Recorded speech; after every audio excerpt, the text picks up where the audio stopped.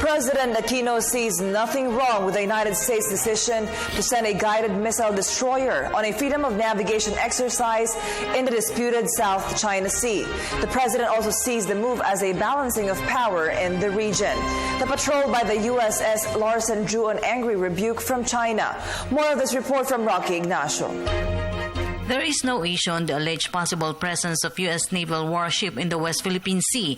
In the annual forum with foreign correspondents of the Philippines, the president reiterates that any vessels can transit in international waters as long as there is no hostile intention. In the Secretary of Defense informs me that there is no official announcement of this particular voyage, but the position is freedom of navigation has been expounded and propounded by all parties to the issues of the South China Sea, West Philippine Sea, and everybody seems to be guaranteeing freedom of navigation. So I see no issue as to this U.S. naval ship traversing under international law in waters that should be free to be traveled upon by any non-belligerent country. The president also expressed belief in the importance of balance of power to ensure freedom of navigation in the disputed areas. Previously, there was a declaration of the Air Defense Identification Zone. There was a singular voice saying that you had to conform to certain new rules. And all of these rules, especially travel, air travel and that, there are so many agreements that have been entered into that all countries have been bound to for the longest time. When you change something, there is general agreement among all parties that are affected as to what changes would bring about a better regime in terms of travel. It cannot be determined by one entity.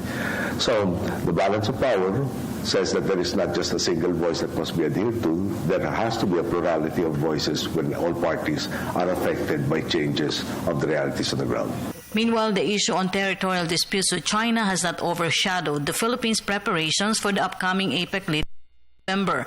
Global leaders are expected to attend the annual economic summit, including U.S. President Barack Obama and possibly Chinese President Xi Jinping.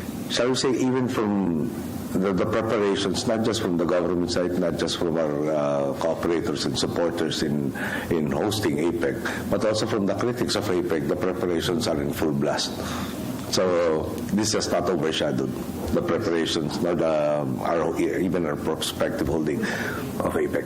The president said that the Philippines has already transmitted the invitation to Chinese President Xi Jinping. Well, we have formally transmitted the invitations to President Xi Jinping. We were very supportive in China when they hosted.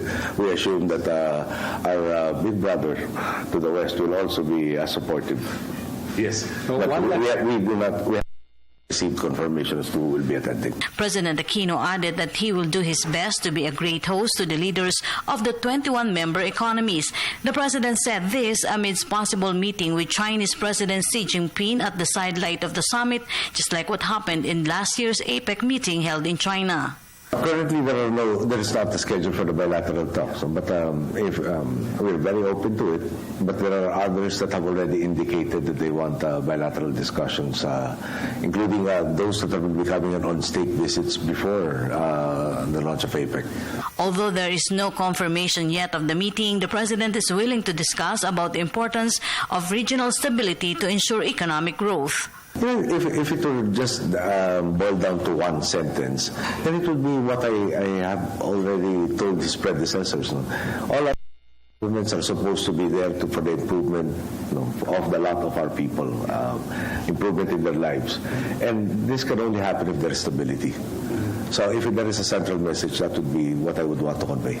In the end, the president assured that the Philippines and China have maintained good economic relations. Well, I did point out that in 2011, those are the figures that are somehow fresh in my mind. Chinese companies invested something like $600 million in the Philippine economy. Philippine companies, I'm told, invested something like $2.5 billion in the Chinese economy. China sent us tourists about 200,000 strong annually in 2011. We were sending about 800,000 at that point in time. So obviously, I'm culture. I'm sure we've been around the country.